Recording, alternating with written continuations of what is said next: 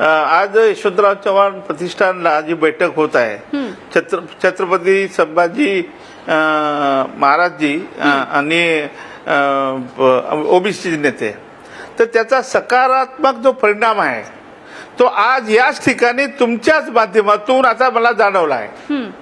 बाळासाहेब सराटे आणि मी नेहमी भांडत होतो, नेहमी आम्ही भांडायचो. आज त्यांनी माझं स्वागत केलंय, आज मी त्यांचं स्वागत करतोय. आज मला वाटतं की अनेक वेळा योगेश केदार आणि आमची टक्कर झालेली आहे, पण आज त्यांनाही कळायला लागलं की हरिभाऊ राठोडची भूमिका चांगली आहे, निश्चितपणे दोन्ही समाजाला समाधान देणारी आहे. आणि माझं म्हणणं आहे की परत मी रिपीट करतो, सरकारची भीती घालवणं आणि ओबीसीची भीती घालवणं हा आजच्या कार्यक्रमाचा उद्देश आहे, आमच्या बैठकीचा. धागा लक्षात येत असेल मॅडमजी, आणि महाराष्ट्राच्याही ते लक्षात आहे. आज जरांगे पाटील असतील किंवा आमच्यासारखे समाजात काम करणारे मराठा समाजाची बाजू मांडणारी माणसं असतील, कितीतरी एखाद्या नेत्यावर आम्ही टार्गेट केला असेल. नेता म्हणजे समाज नसतो. आम्ही कधीच ओबीसीच्या विरोधात बोललो नाही, दलित बांधवांच्या विरोधात बोललो नाही, कुणाच्याच समाजाच्या विरोधात बोललो नाही. कारण मराठा समाजाच्या तरुणांमधली ही भावना, ही गाव पातळीतली सार्वत्रिक भावना आहे की आम्ही लोक ही आमच्या गल्लीत माळ्यासोबतही राहतो, सुतारासोबतही राहतो, न्हाव्याची घरं आमच्या सोबत असतात, कुंभाराची घरं आमच्या गल्लीत सोबत असतो. आम्ही एक वेळ मानू की आमच्या हरिजन बांधवांचं घर थोडंसं अंतरावर असेल आमच्या, पण तोही आमचा बांधव आहे. आम्हाला त्यांच्या आरक्षणाचंही संरक्षण आम्हाला करायचं आहे, ते तसंच राहिलं पाहिजे. पण ओबीसी आरक्षणामध्ये जो आमचा न्याय हिस्सा आहे, वाटा आहे, तो गेले 30-32 वर्ष आमच्यापासून डावलला गेलाय, तोच परत मागतोय. म्हणजे आम्ही कोणाचं काढून मागत नाही. नाही, सर्वप्रथम मी आज जी बैठक वायबी सेंटरला होतीये त्याचं स्वागत करतो. कारण दोन समाजामध्ये नव्हे, कोणत्याच समाजामध्ये ते राहू नये आणि सर्वांनी महाराष्ट्र गुण्यागोविंदाने आणि शांततेत इथले महाराष्ट्राचं वातावरण राहावं, हा प्रयत्न नक्कीच स्तुत्य आहे. आणि छत्रपती संभाजीराजे, श्रीयुत हरिभाऊ राठोड, आता बाळासाहेब गिठरे किंवा विश्वकर्मा ओबीसी जे त्यांच्या बैठकीत आज येणार आहेत, ते योगेशजी केदार, या सगळ्यांचं मी स्वागत करतो आणि त्यांचे आभारही मानले पाहिजे, कारण त्यांनी एक चांगल्या पद्धतीने पुढाकार घेतलेला आहे.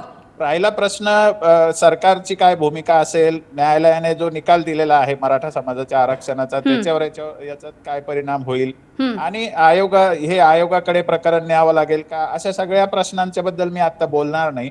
माझा मूळ मुद्दा आहे की आज जरांगे पाटलांचं जे आंदोलन आहे, हे सगळी चर्चा कशामुळे होते. आज जे जरांगे पाटलाचं आंदोलन शिगेला पोहोचलेलं आहे आणि संपूर्ण महाराष्ट्रात मराठा आंदोलन सुरू आहे. मी भुजबळांच्या सभेकडे काही बोलणार नाही, कारण त्याला आमच्या दृष्टीने फारशी किंमत नाहीये, ते राजकीय विषय आहेत. राहिला प्रश्न जरांगे पाटलाच्या आंदोलनाचा, त्यांची मूळ मागणी काय आहे की महाराष्ट्रातला जो मराठा समाज आहे, गरजवंत मराठा म्हणूया, तो कुणबी आहे, म्हणून त्याला सरसकट कुणबी आरक्षणाचे लाभ देण्यासाठी नोंदी पुरेशा सापडलेल्या आहेत की ज्याच्या आधारावर असं म्हणता येईल की येथील समाज हा मराठा, जो आज त्यांच्या दाखल्यावर लिहिलेला असतं, तो सगळा कुणबी समाज आहे असं म्हणून मान्यता द्यावी आणि सरसकट त्याला ओबीसीतल्या आरक्षणाचे लाभ देता येतील असं सरकारने एक परिपत्रक किंवा अध्यादेश काढावा, अशी सोपी मागणी जरांगे पाटलांची आहे आणि मी त्या मागणीचं ठामपणे 100% समर्थन करतो. आता यांच्या प्रयत्नाचा संदर्भ येतो मराठा समाजाचा कुणबी म्हणून. आज जर ओबीसी मध्ये समावेश होण्याचा शक्यता असली किंवा तसे प्रमाणपत्र देण्याचा सरकारने निर्णय घेतला, हा निर्णय लागू झाला, त्याच्यानंतर आरक्षणाच्या वाटणीचा प्रश्न येतो. परंतु यांच्या प्रयत्नाचं महत्व काय आहे, कारण सरकार जे म्हणतं की ओबीसीत किंचितही वाटा देणार नाही आणि ओबीसीला कुठल्याही म्हणजे पद्धतीने धक्का लागू देणार नाही, या गोष्टीला छेद देण्यासाठी यांची भूमिका आहे की मुळात ओबीसी आणि जो मराठा कुणबी समाज आहे तो वेगळा नाहीच आहे ना.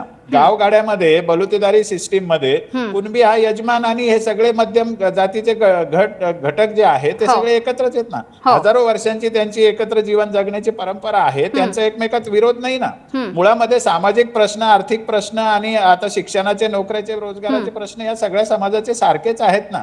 त्यांना मराठा समाजाची वेदना कळते. मराठा आपण का म्हणतो हे समजून घेतलं पाहिजे की मराठा समाजामध्ये दोन स्तर आहेत. हो. एक म्हणजे मराठा कुणबी हा कुणबी समाजाचा घटक आहे आणि एक राव मराठा किंवा सरदार मराठा आहे तो थोडासा वेगळा आहे. त्यांचं प्रमाण नगण्य आहे पण ते बरं. अस्तित्वात आहेत आणि बरं. ते मधून मधून तोंड काढत असतात वरती.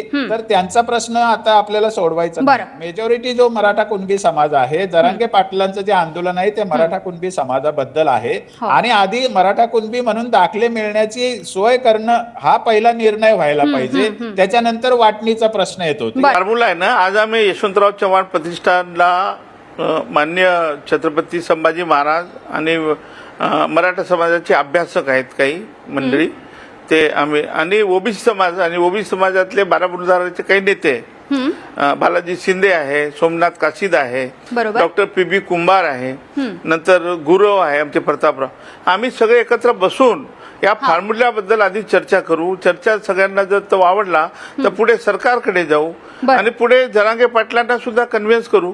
आम्ही बघा 2 पातळीवर मला कन्व्हिन्स करायचे आहे. हा एक, सरकारची भीती काढायची आहे.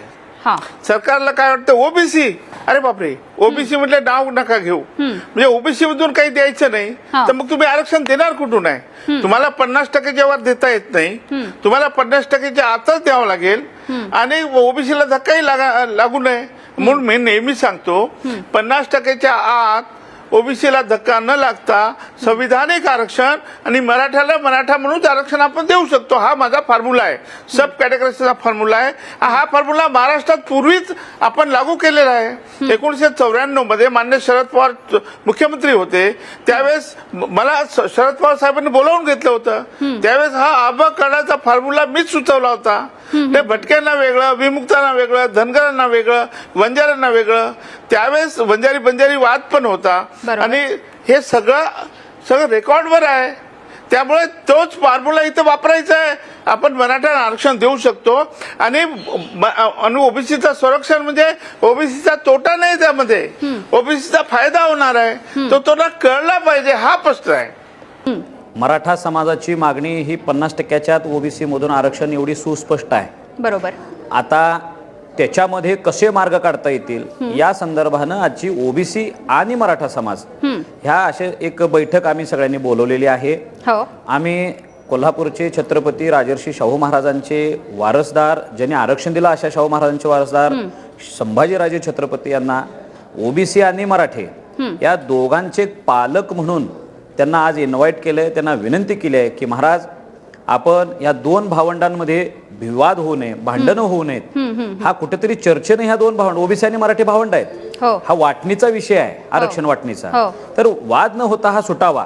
आणि महाभारतामध्ये जसं प्रभू श्रीकृष्णांनी कौरव आणि पांडवांमध्ये विवाद होऊ नये म्हणून शिष्टाईची भूमिका घेतली होती. 2 भावंडांमध्ये वादच होऊ नये त्यासाठी त्यांनी पुढाकार मोठ्या स्वरूपात घेतला होता. युद्ध तर आता अटळ आहे, कारण भुजबळ साहेबांच्या भूमिका तुम्ही बघितला, मराठा समाजातल्या काही नेत्यांचं बघितला तर हे समोरासमोर उभे राहण्याची परिस्थिती आज महाराष्ट्रात आहे. पण आपण शाहू फुले आंबेडकरांचा हा महाराष्ट्र म्हणतो, 18 पगड जातींचा हा महाराष्ट्र म्हणतो. भावाभावांमध्ये भांडणं होऊ नयेत असं जर वाटत असेल तर छत्रपतींनी पुढाकार घ्यावा म्हणलं, महाराजांनी तयार झाले.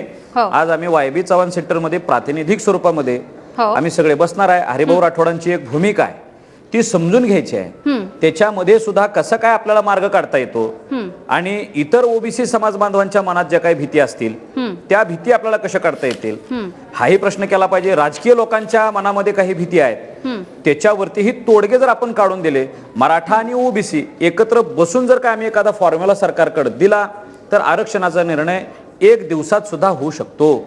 फक्त प्रॉब्लेम असा आहे, भांडणं करून जर आम्ही एकमेकांच्या विरोधात उभा राहिलो तर आरक्षणाला सोडवणं एवढं सोपं होणार नाही. बरोबर. म्हणून आमची अशी भूमिका आहे की सामोपचारानं हा सुटावा.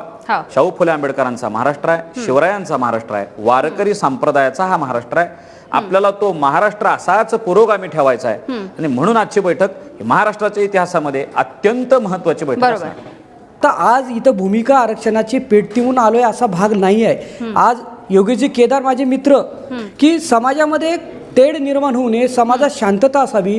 महाराष्ट्रामध्ये धनगर समाज मोठ्या पद्धतीनं आहे आणि मराठा समाज आहे. 2 समाजात आज गावगाड्यामध्ये सुखानं आणि गुणागोविंदानं असतोय. हो हो तो समाज परत समाजामध्ये सामाजिक सलोखा चांगला राहावा आणि खरोखर जातीय तेढ निर्माण करण्याचं काम त्या समाजातील नेते मंडळी करतात. म्हणजे मला धनगर समाजातल्या नेते मंडळीवर आरोप करायचा नाही, परंतु जालन्यामध्ये 17 तारखेला झालेल्या कार्यक्रमातून दिसून येते भाजपाचे खासदार विकास महात्मे, गोपीचंद पडळकर, महादेव जानकर ही सगळी मंडळी भुजबळांना समर्थन करायला गेली. मला भुजबळाला विरोध करायचे नाही. अरे भावांनो, महाराष्ट्रातल्या तमाम धनगर समाजाला सांगायचं आहे, धनगर समाजाचं खरं वाटोळं गोपीनाथ मुंडे आणि भुजबळांनी केलं. ते कसं, ते अनिल गोटेला विचारावं. कारण महाराष्ट्रामधला हा सगळा सामाजिक विषय जर घेत असता मराठा समाज कधीच धनगर समाजाचा विरोधक नाही आणि मराठा समाज जर ओबीसीत आला तर धनगर समाजाचं अजिबात नुकसान नाही. बरं. म्हणून महाराष्ट्रातील तमाम धनगर समाजाच्या वतीनं हा मराठा आरक्षणाला पाठिंबा आहे. आणि पुढच्या बाबतीत अजून परत सविस्तरपणे आपल्याला पुढे जायचं असेल तर आपण मॅडम जाऊ. म्हणजे अगदी मी काहीतरी भूमिका घेऊन आलोय असं नाही आहे. त्यामध्ये सविस्तरपणे की धनगर समाजाची मागणी काय आणि मराठा समाज आला तर धनगर समाजाला आनंद कसा होणार आहे ही भूमिका महत्वाची आहे. आणि धनगर समाजाच्या एसटी आरक्षणाला योगेशजी केदारांनी असतील आणि मनोज भाऊ जरांगे असतील सातत्याने धनगर समाजाच्या आरक्षणाला पाठिंबा दर्शवलाय. म्हणजे लक्षात घ्या, हे सरकार धनगर समाजाला म्हणते आदिवासीच्या आरक्षणाला धक्का न लावता धनगर समाजाला आरक्षण देऊ आणि मराठ्यांना म्हणते ओबीसीच्या आरक्षणाला धक्का न लावता मराठ्यांना आरक्षण देऊ. अरे हे सरकार खऱ्या अर्थानं एका बाजूला धनगर समाजाची फसवणूक करते, धक्का न लावता म्हणते, आणि एका बाजूला मराठा समाजाची करते.